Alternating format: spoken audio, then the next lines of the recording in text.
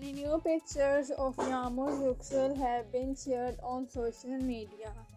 Yağmur Yüksel was looking very pretty in the purple shirt and her dress was very beautiful. While Baris gifted Yağmur a beautiful necklace, Yağmur also gifted a very beautiful thing to Baris. Yes guys, Yağmur gifted a beautiful handbag to Baris Baktas, and it was a beautiful wristwatch and it suited Baris a lot. Baris was also very happy to get this beautiful wristwatch.